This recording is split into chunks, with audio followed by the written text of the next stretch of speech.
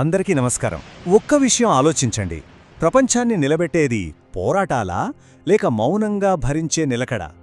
ఈరోజు మనం తరచుగా గుర్తించని ఒక అద్భుతమైన బలం గురించి మాట్లాడుకుందాం. అదే కూర్మావతారం నుండి మనం నేర్చుకోవాల్సిన పాఠం. చూడండి, మాటల కన్నా ఓర్పు గొప్పది, పోరాటాల కన్నా స్థిరత్వం శక్తివంతం. భలే ఉంది కదా? అంటే పెద్ద పెద్ద మాటలు, యుద్ధాల కన్నా సైలెంట్గా స్థిరంగా ఉండడంలోనే అసలైన పవర్ ఉందని అర్థం. మనమిప్పుడు చెప్పుకోబోయే కథకి ఇదే ఫౌండేషన్. ఒక్కసారి కళ్ళు మూసుకుని ఊహించుకోండి. యమునా నది ఒడ్డున సాయంత్రం వేళ ఆకాశమంతా కుంకుమ రంగులో ఉంది. ఒక కదంబ చెట్టు కింద శ్రీకృష్ణుడు కూర్చునున్నాడు. ఆయన చుట్టూ భక్తులు ఆయన చెప్పబోయే కథ కోసం ఎంతో ఆసక్తిగా ఎదురుచూస్తున్నారు. అప్పుడు కృష్ణుడు మాట్లాడటం మొదలుపెట్టాడు. ఆయన చెప్పిన మొదటి మాటే చాలా ముఖ్యం. అదేంటంటే, నేను తీసుకునే అవతారాలు సరదాకి కాదు, ఈ విశ్వంలో బ్యాలెన్స్ దెబ్బతిన్నప్పుడు ధర్మాన్ని నిలబెట్టడానికే నా రాక అని అంటాడు. సో ఆయన మాటలు జరగబోయి ఒక పెద్ద కథకి ట్రైలర్ లాంటివన్నమాట. అసలు ప్రాబ్లం ఎక్కడ స్టార్ట్ అయిందంటే, ఒకవైపు మంచిని కాపాడాల్సిన దేవతలు వాళ్ల పవర్, తేజస్సు అంతా కోల్పోయి వీక్ అయిపోయారు. మరోవైపు అసురులు వాళ్ల బలం రోజురోజుకి పెరిగిపోతోంది. ఈ ఇంబ్యాలెన్స్ విశ్వానికే ప్రమాదంగా మారింది. ఇంకేం చేస్తారు? దేవతలకు హెల్ప్ అడగడం తప్ప వేరే దారి లేకుండా పోయింది. మరి దేనికి సొల్యూషన్ ఏంటి? అదే సముద్రమథనం. ప్లాన్ ఏంటంటే, మందర పర్వతాన్ని ఒక పెద్ద కవ్వంలా, వాసుకి అనే పామును తాడులా వాడి సముద్రాన్ని చిలకాలి. అలా చేస్తే అమృతం వస్తుంది. ఆ అమృతం తాగితే దేవతలకు వాళ్ల పవర్స్ అన్నీ తిరిగొచ్చేస్తాయి. ధర్మం మళ్లీ నిలబడుతుంది. సరే, ప్లాన్ అయితే అదిరిపోయింది, అంతా సెట్ అనుకుంటున్న టైంలో కథలో ఒక పెద్ద ట్విస్ట్ వచ్చింది. వాళ్ల ప్రయత్నానికి మొదటి అడ్డంకి ఎదురైంది.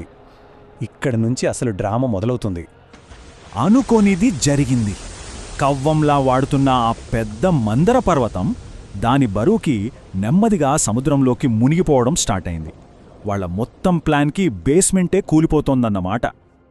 ఆ పర్వతం మునిగిపోవటంతో పాటు దేవతల ఆశలన్నీ కూడా సముద్రంలో కలిసిపోయాయి. ఇది చూసి అసురులకు పండగే పండగ. ఇక అంతా అయిపోయింది, మనం ఓడిపోయాం అని దేవతలు పూర్తిగా నిరాశలో మునిగిపోయారు. కాని కథ ఇక్కడితో అయిపోలేదు. ఇది ఒక టర్నింగ్ పాయింట్.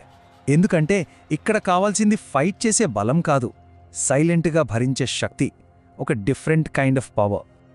ఒక్కసారి ఆలోచించండి, అంత పెద్ద పర్వతాన్ని, దాని భారాన్ని మోయగల ఫౌండేషన్ ఏది? అసలలాంటి శక్తి ఉంటుందా? దానికి సమాధానం చాలా సింపుల్గా కానీ చాలా పవర్ఫుల్గా వచ్చింది. శ్రీకృష్ణుడు ఒక పెద్ద తాబేలు రూపంలో కూర్మావతారంలో ప్రత్యక్షమయ్యాడు. ఈ అవతారం స్పెషాలిటీ ఏంటో తెలుసా? స్వయంగా కృష్ణుడే చెప్తాడు, నేను యుద్ధం చేయలేదు, ఉపదేశం ఇవ్వలేదు, కేవలం భరించాను అని. అవును, ఆ అవతారం చేసింది ఒకే ఒక పని. ఆ భారీ పర్వతం భారాన్నంతా తన వీపు మీద మోసింది. నిశ్శబ్దంగా, కదలకుండా ఆ మొత్తం ప్రాజెక్ట్కి ఫౌండేషన్గా నిలబడింది. సో ఆ కూర్మావతారం మనకు 3 ముఖ్యమైన విషయాలు నేర్పుతుంది. 1, సహనం, సముద్రం లోపల ఎవ్వరికీ కనిపించకపోయినా ధర్మం కోసం సేవ చేయడం. 2, స్థిరత్వం, పైన ఎంత గొడవ జరుగుతున్నా, ఎంత బరువున్నా చలించకుండా ఉండటం. ఇక 3, నిస్వార్థ సేవ, అంటే పేరు కోసమో ఫలితం కోసమో కాకుండా అందరి మంచు కోసం పునాదిగా నిలవడం. ఇది చాలా ముఖ్యమైన పాయింట్ కదా. మనం చేసే మంచి పనికి రిజల్ట్ వెంటనే రాకపోవచ్చు, ఒక్కోసారి మన కళ్లకు అసలు కనిపించకపోవచ్చు కూడా. కాని ధర్మం కోసం చేసే ఏ చిన్న ప్రయత్నమైనా అది ఎప్పటికీ వేస్ట్ అవ్వదు. దాని ఇంపాక్ట్ ఎక్కడో అక్కడ ఉంటూనే ఉంటుంది. సరే, ఇదంతా పాత కథే కదా అనుకోవచ్చు, కాని దీన్ని మన ఇప్పటి ప్రపంచంతో కనెక్ట్ చేద్దాం. ఎందుకంటే కృష్ణుడి మాటల్లో ఈ పాఠం మన కాలానికి చాలా చాలా అవసరం.